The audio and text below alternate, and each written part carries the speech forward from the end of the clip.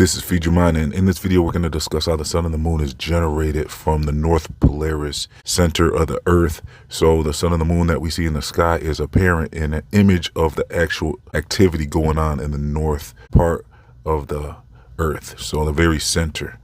And so we're going to get into that, but before we get started, I would like to leave a disclaimer, because in my last video I was very excited, and I want to make sure that you guys understand that I am providing this information as hypotheticals. So in my last video, I was excited because this was the first time I've come across any information that explained the 24-hour sun on a Gleason's flat earth map that makes sense. You see, the reason why people like Jeranism and other flat earthers had left the flat earthers because they couldn't make any logical sense about a 24-hour sun in Antarctica. So with the new information I provided in my last video, you can actually make reasonable and logical sense for a 24-hour sun on a Gleason's flat earth map.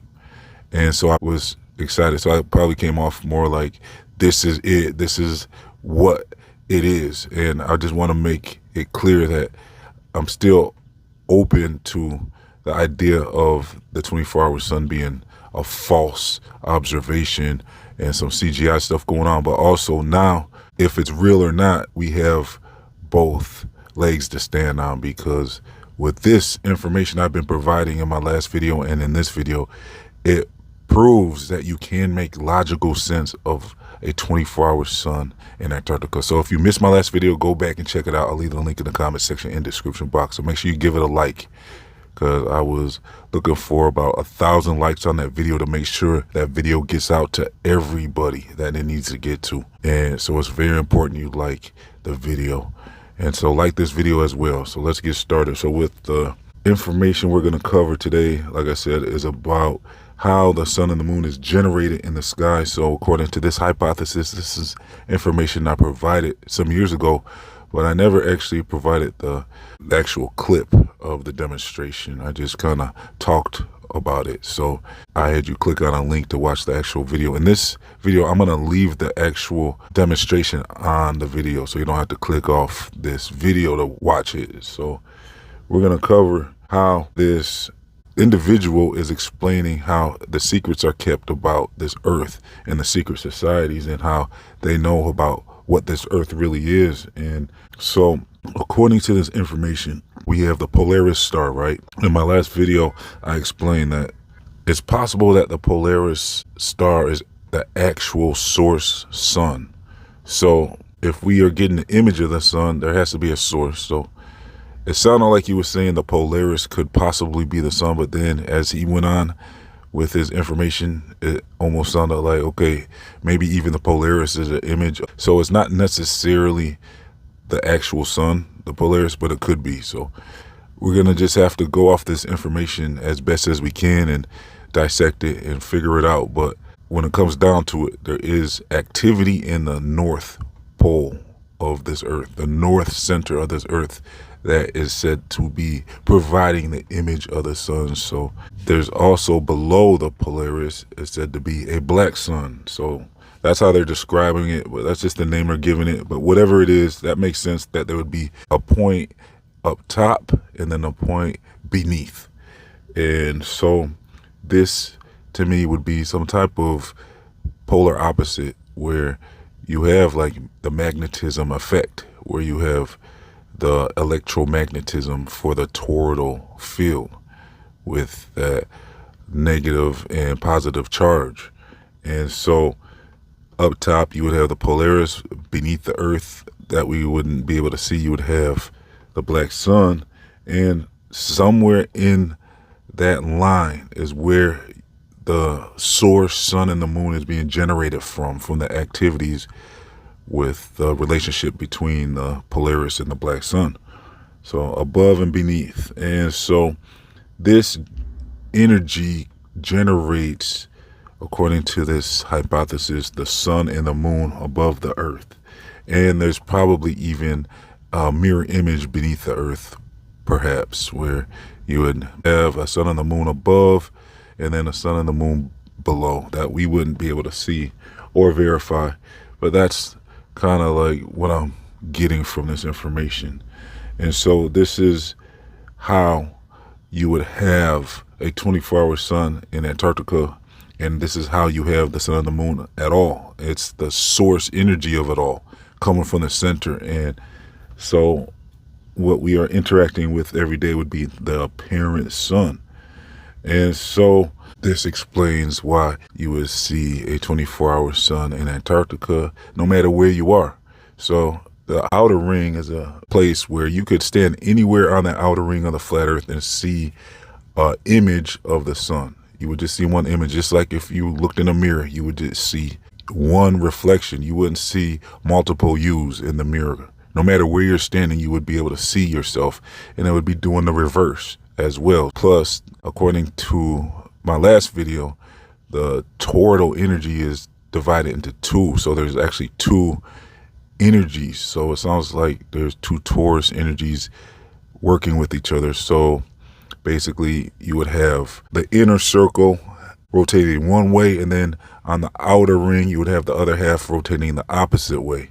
So that would explain why the stars and the sun and the moon and everything rotates the opposite way if you're in Antarctica, because of that reversal, and it's all working together to create this torus energy. So when you're standing anywhere on the outer ring and you see a sun in the sky, you would be seeing the image, the apparent reflection from the activity going on in the center of the earth. So basically from the Polaris area, you would be seeing the sun rotating in the opposite direction just by seeing the image, plus with the reflective properties of the dome as well. So let's get into the demonstration that we came here for in this video, where this individual explains it all. So I'm gonna play the video and let me know what you think. At the beginning of the video he shows a CD or a disc. He immediately draws the geometric shape of an oblate spheroid.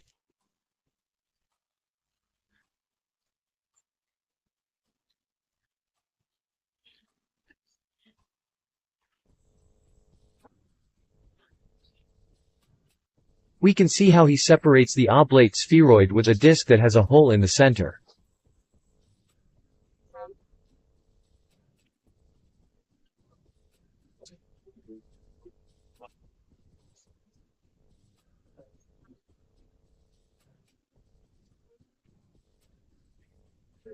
Then, below, he draws a circle and immediately paints it completely black.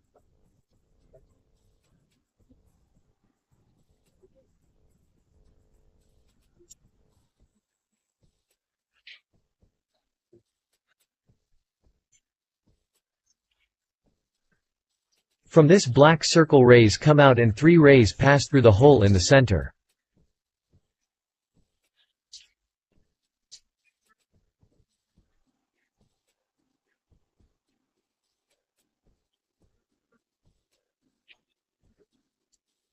Below he writes, "Still, one of the possible meanings of this black circle may be the black sun." He draws reliefs on the edge of the hole and writes North Pole.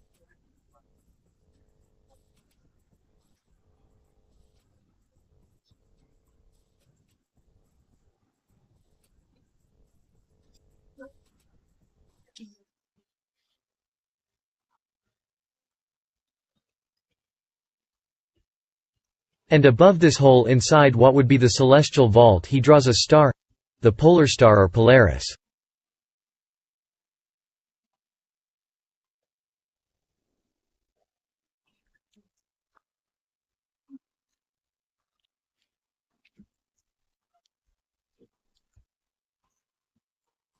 He marks 2 points and connects them in a circle and writes, equator.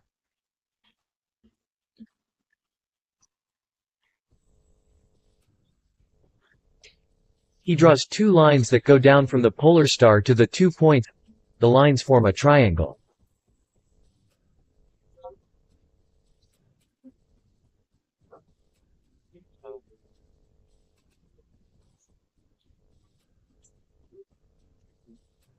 He highlights 2 of the rays coming out of the black sun and also forms a triangle, but vice versa.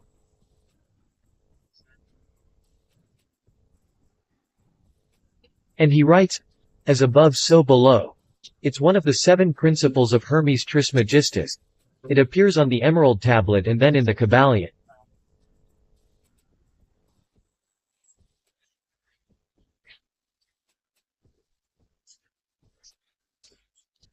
He erases the intersections and draws the sun and moon.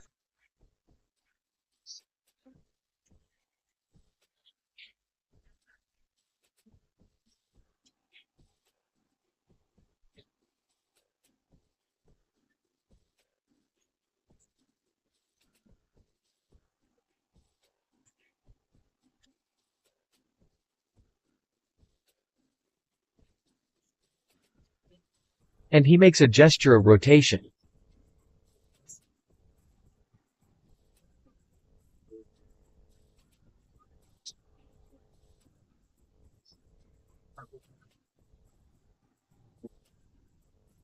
He draws 2 arrows to show the distance of the moon and the sun.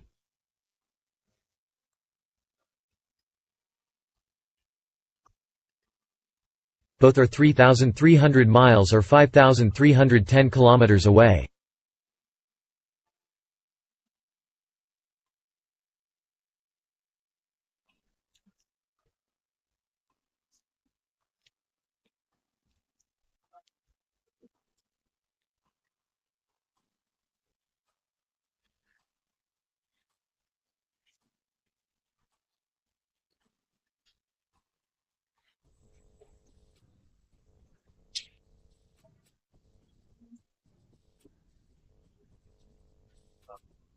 Then he measures the diameter of the sun and moon, being the same with a diameter of 32 miles or 51 kilometers.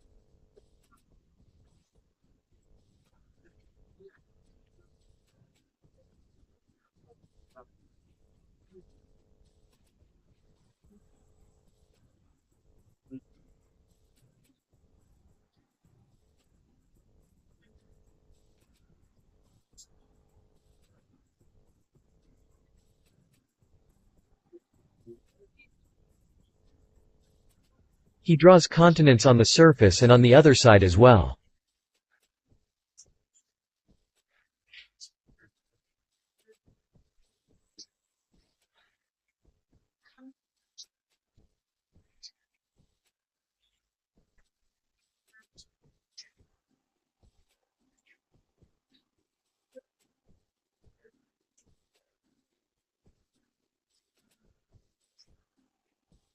He points both sides and writes, "Same."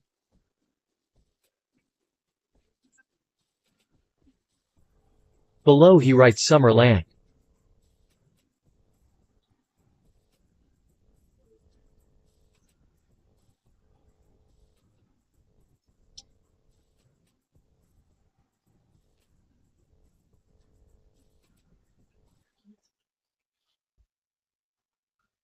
He draws rays coming out of the black sun and writes, "Northern Lights."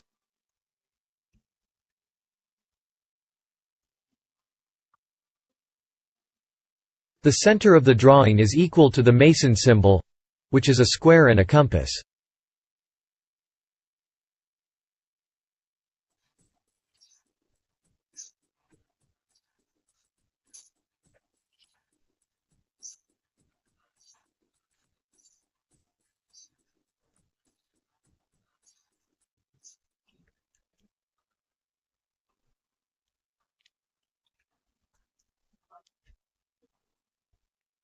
He points out the ray coming out of the black sun toward the moon and then he erases the face of the moon.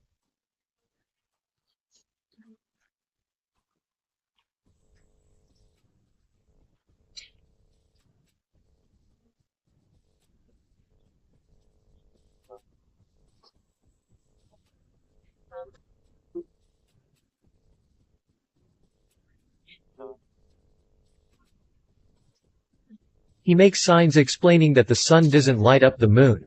Who does it is the black sun.